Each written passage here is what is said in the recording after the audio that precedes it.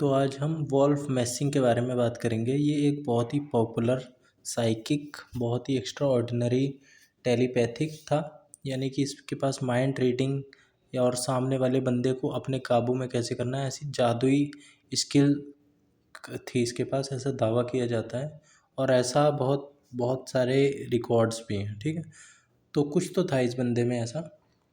तो इसकी जो शुरुआती लाइफ थी उसमें क्या, सबसे पहले ये पैदा हुआ 1899 में पोलैंड में एक जूइश फैमिली में। अपनी एक्स्ट्रा ऑर्डिनरी एबिलिटीज़ के साथ ही पैदा हुआ था ये बचपन से ही। जब ये बड़ा हुआ तो इसने अपनी ये जो पावर थी वो डिस्कवर करी कि ये अपने दिमाग से लोगों को इन्फ्लुएंस कर सकता है, फ्यूचर इवेंट्स को भी प्रिडिक्ट कर सकता है।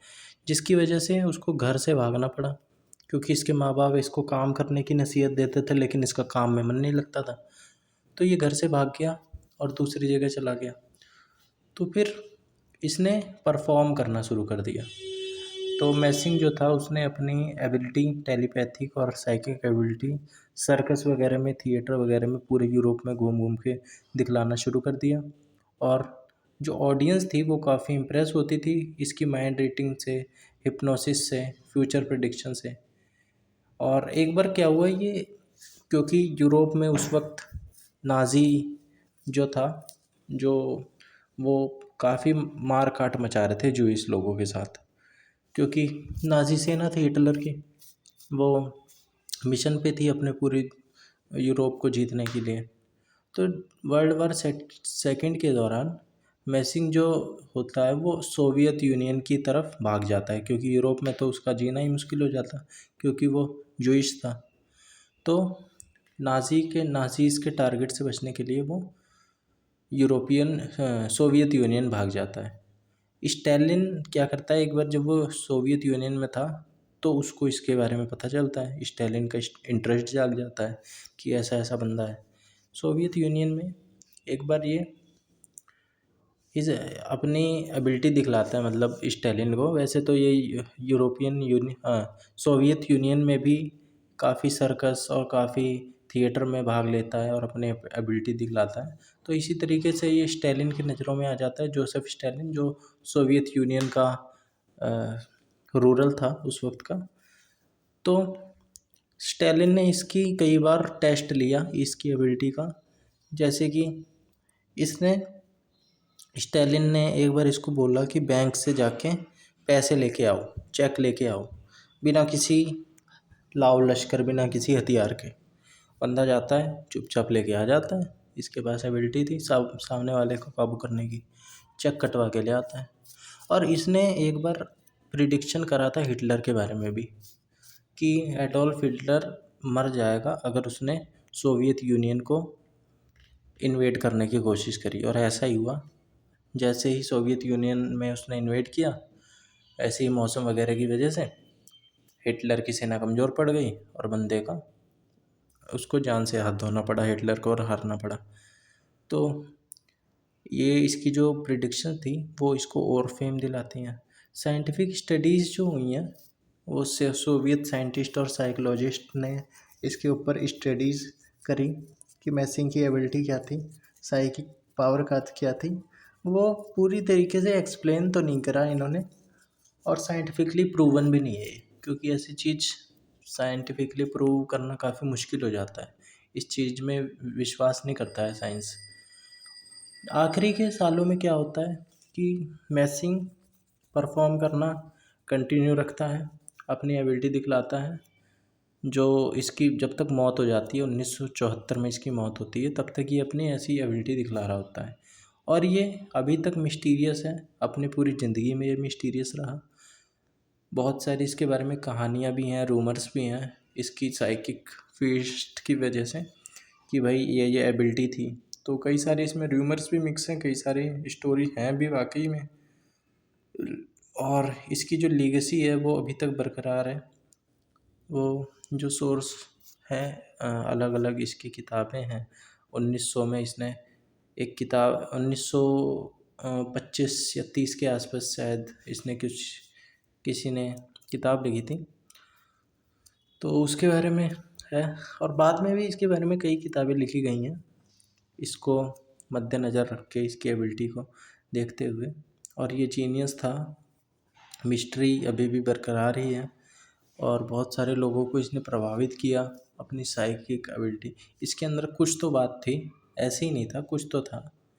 तो ये सारे पॉइंट थे जो वॉल्फ मैसिंग को काफ़ी फैसिनेट बनाते हैं उसकी लाइफ को। इसके अलावा 3-4 इवेंट और हैं जो मेरे को याद आ रहे हैं। जैसे कि एक बार जब ये बचपन में ट्रेन में जा रहा था, बंदे ने, क्योंकि शुरू में इसके पास पैसे नहीं थे, घर छोड़ के भाग रहा था, तो टीटी आ जाता है, टिकट चेक करने के लिए टीसी आ जाता है। वो देख के उसको छुप जाता है सीट के नीचे। सीट के नीचे टीसी से देख लेता है, बोलता है डियर आपकी टिकट।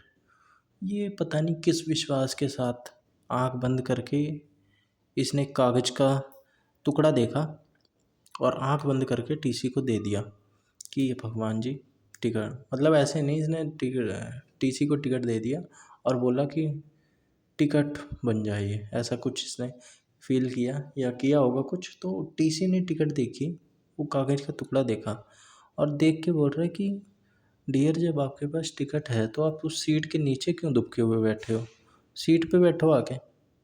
तो ये इसका एक मशहूर इवेंट है। इसके अलावा ये स्टैलिन जब ये एक बार शो दिखला रहा था, तो फिर स्टैलिन की सेना आती है, इसको गिरफ़्तार कर लेती है।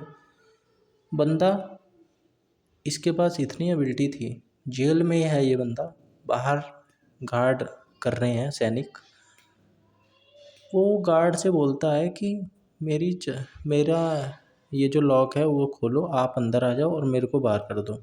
बंदा बाहर, सैनिक अंदर, मतलब अपने आप को ऐसे ऐसे ये बचा लेता था।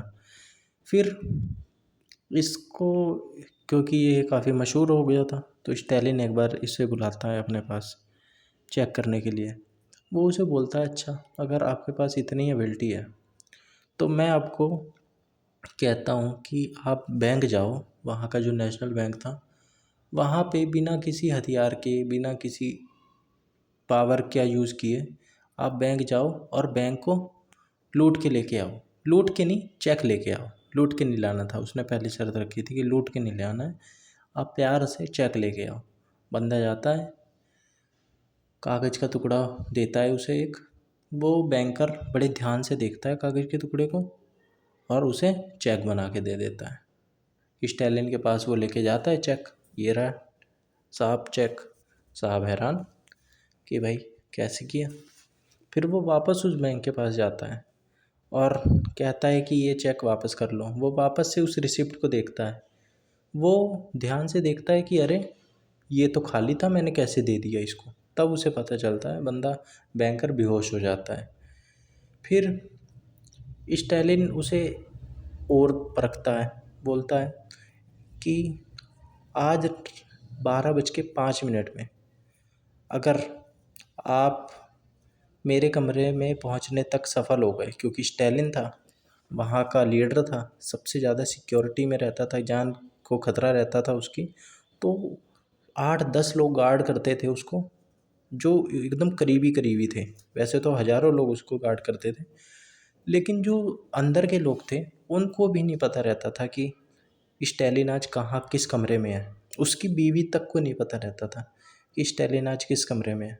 तो फिर वो कहता है कि ये बड़ा एक्सट्रीम हो जाएगा, मैं इसे ऐसे ही चेक करता हूँ। तो वो कहता है कि अगर आज 12:05 तक आप मेरे कमरे में पहुँच गए तो मैं मान लूँगा आप में कुछ काबिलियत है। बंदा जाता है, 12:05 पे उसके कमरे के बाहर हाजिर हो जाता है। स्टैलिन हैरान कि ये कैसे किया। उसने पूछा कैसे किया, बोला कुछ नहीं, मैंने सबसे सीनियर मोस्ट जो आपके सेना में जो पद वो बताया कि मैं ये हूँ और आपके पास हाजिर हूँ। स्टैलिन कहा ऐसी भाई क्या बात है। तो ये सारे कुछ इवेंट हैं जिसकी वजह से स्टैलिन काफ़ी मशहूर हुआ। और हिटलर के बारे में भी उसने प्रेडिक्शन करी थी कि अगर हिटलर सोवियत यूनियन में दाखिल होता है, वेस्ट से प्रवेश करता है, तो फिर हिटलर मारा जाएगा। और हिटलर ने इसकी पॉपुलैरिटी को देख के इस पे इनाम भी घोषित कर दिया था, इस कि जो इस बंदे को मारेगा उसके ऊपर इतने लाखों डॉलर का इनाम घोषित कर दिया था। इतना इसका प्रभाव था। तो ये कुछ वोल्फ मैसिंग के बारे में बातें थी। बंदे के पास इतनी एबिलिटी थी कि स्टैलिन ये सोचता था कि अगर ये सामने वाले का माइंड इतनी तरीके से कन्वर्ट कर सकता है तो दुश्मन देश का जो अगर फाइटर प्लेन है वो हमारे ऊपर अगर बम गिराने आ रहा है, हम इसको भेज के उस बंदे को ऐसे इन्फ्लुएंस कर सकते हैं कि वो अपने ही देश पे जाके बम गिर ले, कि अपनी राजधानी पे बम गिर ले और अपना ही नुकसान करा ले। इस तरीके से वो सोचता था स्टैलिन। तो उसका बहुत करीबी बन गया स्टैलिन का मैसिंग। तो आगे जाके इसमें काफ़ी, हालांकि ये प्रूवन नहीं है, ये हिस्ट्री के जो इंसिडेंट हैं उन्हीं में ही मिलता है, लेकिन ऐसी बात पे कौन विश्वास करेगा। हालांकि आज भी होते हैं बहुत सारे माइंड रीडर्स, वो माइंड रीड तो कर लेते हैं टेलीपैथी वगैरह की वजह से, लेकिन वो ऐसे फ्यूचर इवेंट और इस तरह की एक्स्ट्रा ऑर्डिनरी कैपेबिलिटी के साथ नहीं होते हैं। तो ये था वोल्फ मैसिंग के बारे में, शॉर्ट में कह लीजिए स्टोरी के फॉर्म में। इसी तरह की अलग अलग व्यक्तित्व के साथ, व्यक्तित्वों की जो एक्स्ट्रा ऑर्डिनरी कैपेबिलिटी वाले हैं, जो फेमस हैं, उनके साथ मिलते रहेंगे। Thank you.